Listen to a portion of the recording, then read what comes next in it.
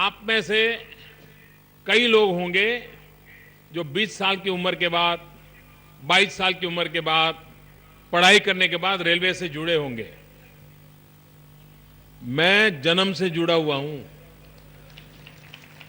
इसलिए आप लोगों से ज्यादा रेलवे के प्रति मेरा प्यार है, क्योंकि मेरा तो जीवन ही उसके कारण बना है।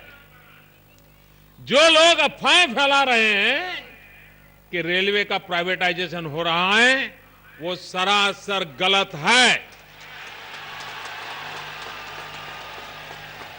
मुझसे ज्यादा इस रेलवे को कोई प्यार नहीं कर सकता,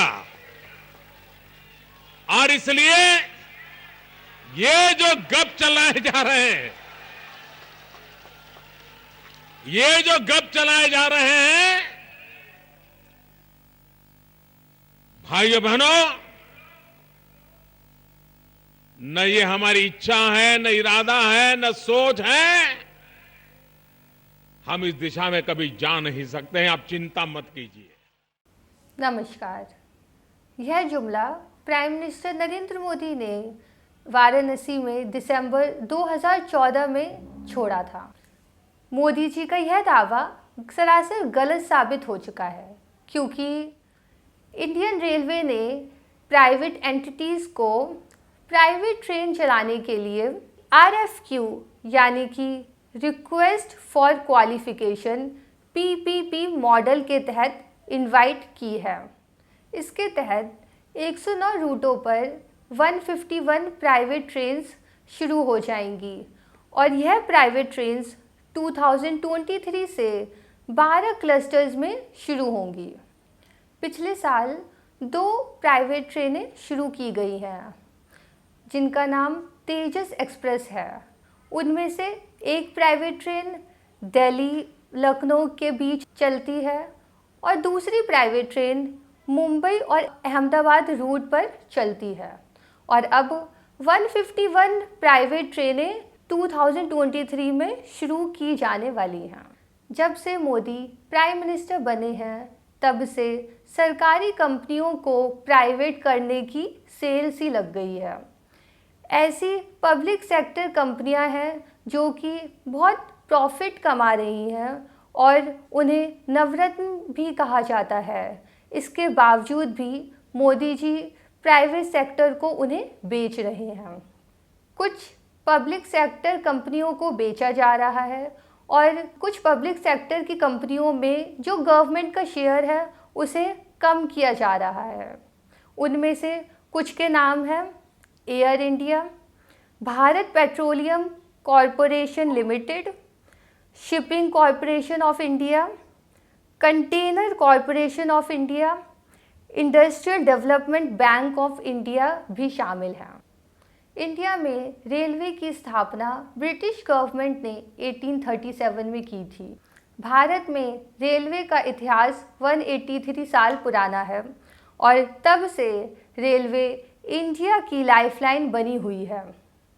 ट्रेनें उन बहुत से गांवों से होकर गुजरती हैं जहां पर बस आदि पब्लिक ट्रांसपोर्ट की व्यवस्था नहीं है।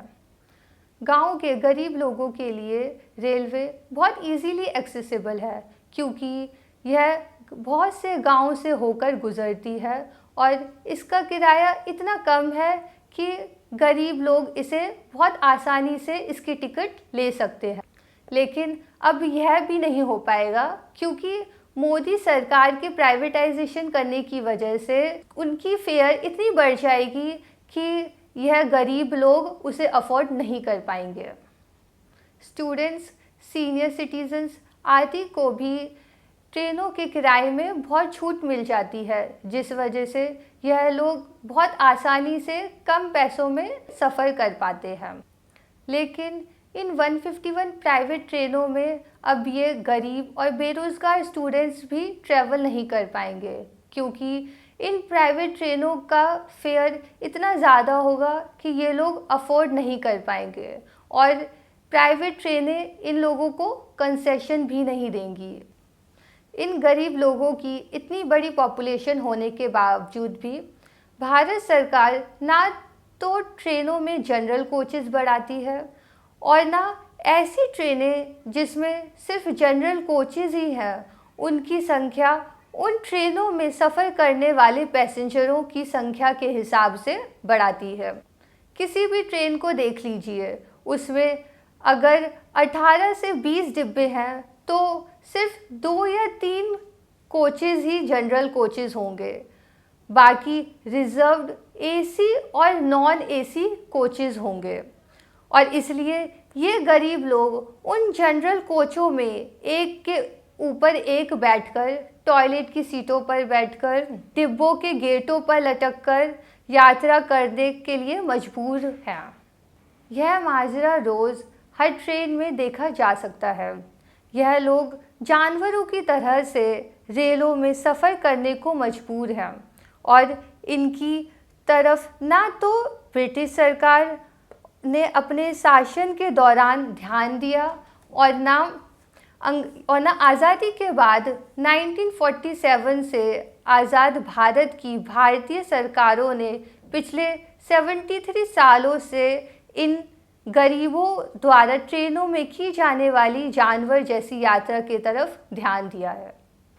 जब महात्मा गांधी साउथ अफ्रीका से लौटकर भारत आए और 1915-1919 के बीच उन्होंने भारत की यात्रा ट्रेनों के 3rd क्लास डिब्बों में की, तो इन यात्रा के बारे में उन्होंने अपनी book my experiment with truth में लिखते हुए कहा कि 3rd क्लास डिब्बे के यात्री भेड़ बकरी समझे जाते हैं और फैसिलिटीज़ के नाम पर उनको भेड़ बकरियों जैसे डिब्बे मिलते हैं। यूरोप की यात्रा के बारे में लिखते हैं कि वहाँ पर उन्होंने 1st और 3rd क्लास के डिब्बों के बीच यहाँ जैसे फ़र्क नहीं देखा। साउथ अफ्रीका के बारे में वह बताते हैं कि वहाँ पर 3rd क्लास के डिब्बे के पैसेंजर अधिकतर हबशी ही होते हैं, लेकिन वहाँ के 3rd क्लास के डिब्बे में भी यहाँ के 3rd क्लास के डिब्बे से भी अधिक सुविधाएं होती हैं और कुछ प्रदेशों में तो वहाँ 3rd क्लास के डिब्बे में सोने की सुविधा होती है और सीटें गद्दीदार होती हैं और हर खंड में बैठने वाले यात्रियों की संख्या की मर्यादा का ध्यान रखा जाता है, लेकिन यहाँ तो 3rd क्लास में संख्या की मर्यादा का तो उन्हें कोई अनुभव ही नहीं हुआ। महात्मा गांधी की पैसेंजर ट्रेनों में यात्रा का यह विवरण 1915 से 1990 तक ही नहीं बल्कि उससे पहले 1902 में भी उन्होंने इसी तरह का अनुभव किया था। 1902 से चलकर आज हम 2020 में आ गए हैं और तब से अब तक 118 साल हो चुके हैं, लेकिन जिस तरह गरीब ट्रेनों के 3rd क्लास के डिब्बे में सफ़र 1902 में करते थे, उसी तरह से आज भी करने को मजबूर हैं। और अब तो आगे उन पैसेंजरों की स्थिति और अधिक खराब होने की संभावना है, क्योंकि मोदी जी का ध्यान बुलेट ट्रेन और तेजस ट्रेन और अब इन 151 प्राइवेट ट्रेनों को चलाने की तरफ है, जिनमें गरीब व्यक्ति बैठने की सोच भी नहीं सकता। इन प्राइवेट ट्रेनों को चलाने से सोशल जस्टिस और सोशलिज्म की संवैधानिक व्यवस्था को भी चोट पहुंचेगी, क्योंकि इन ट्रेनों से संबंधित एम्प्लॉयज़ को कम सैलरी पर ज़्यादा काम करवाया जाएगा और SC, ST, OBC, EWS category के कैंडिडेटों को कोई रिजर्वेशन नहीं मिलेगा।